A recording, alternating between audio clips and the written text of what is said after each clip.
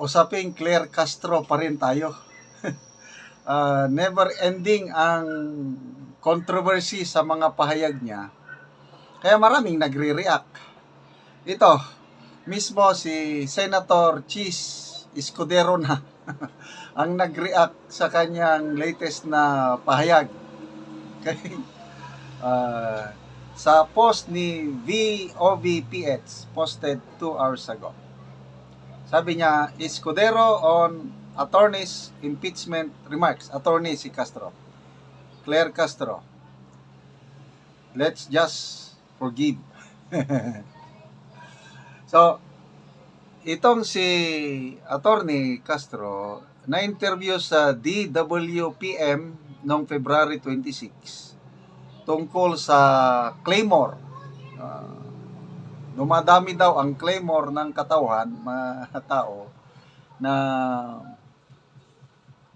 ituloy ng impeachment, simulan na. Kasi ang stand ni Senate President Escudero, very firm. Walang impeachment trial habang nakabreak ang Senado. Magkakaroon, masisimula ng impeachment trial sa July 30 na. Naka-ready na, may mga calendar of activities na. Nakahanda na lahat. Kaya lang, hindi mo na simulan ngayon. July 30 pa. So, ito naman, maraming nag-apura. So, tinanong, doon sa interview, tinanong itong si Attorney Claire Castro, anong masasabi niya doon sa majority ng mga tao, sectors of society, na dapat simulan na. Ito yung sabi niya, pakinggan niyo. Siguro, the word siguro, ano na ito, opinion niya. Hindi niya alam yung kanyang role as alter ego of the president.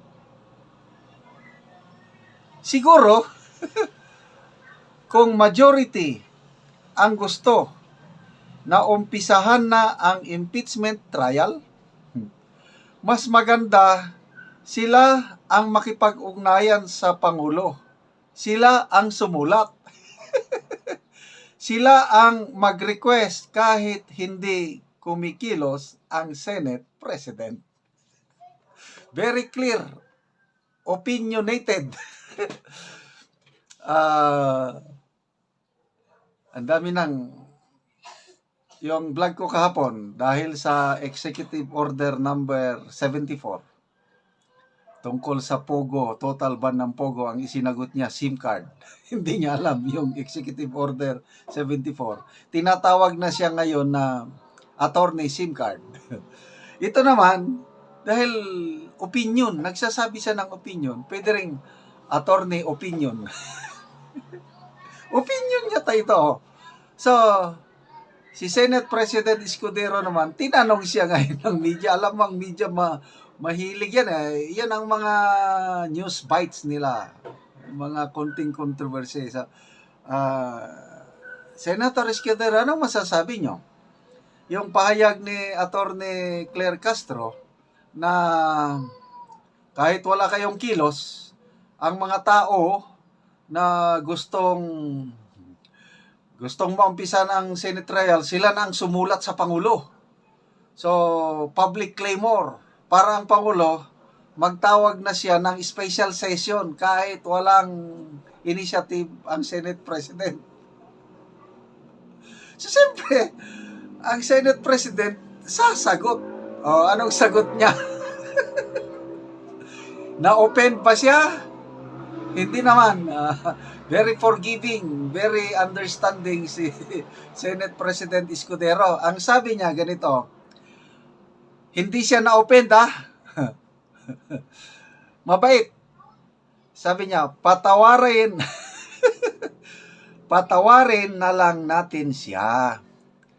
Bago lang siya at baka excited pa. Medyo ng Alaska. Okay.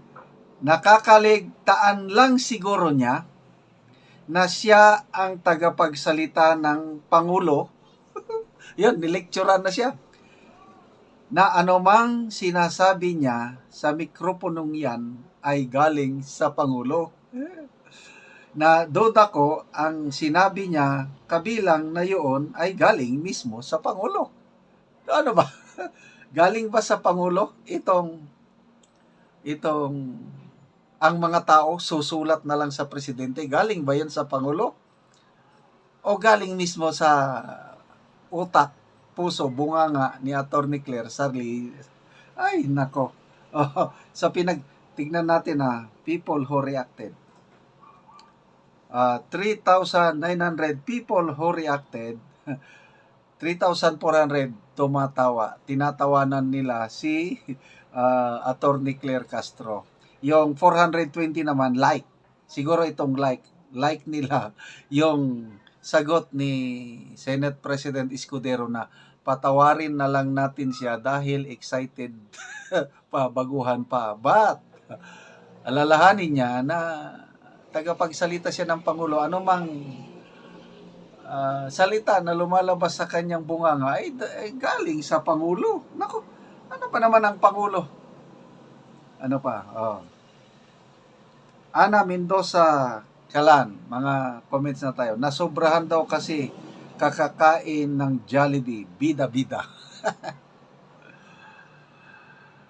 Bete Beche, wahahaha, kier daldal pamor. What comes out from her mouth was actually more of her personal opinion, not the stand of the office of the president. Exactly, sabi naman ni Jeremiah. Raul Marquez, lahat gagawin nitong palingkerang ito. Kahit wala namang sinasabi. BBM. GC Boko Kuwanan.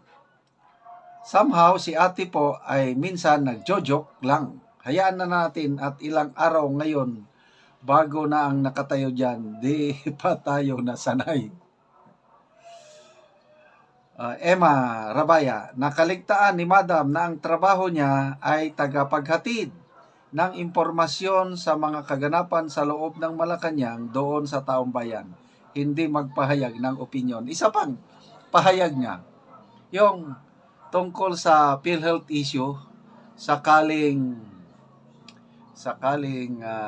mag-decide ang Supreme Court na illegal yung transfer ng PhilHealth funds. Anong gagawin ng gobyerno? Sabi niya, kung ano ang desisyon ng Supreme Court, susunod kami. Ibabalik namin ang pundo. I doubt kung yun mismo ang stand ng Pangulo o ang Finance Secretary or sarili niya. Grabe. Kaya nagdududan ako sa mga sasabihin pang susunod ni Atty. Claire Castro. Galing ba sa Pangulo or opinion niya? Okay.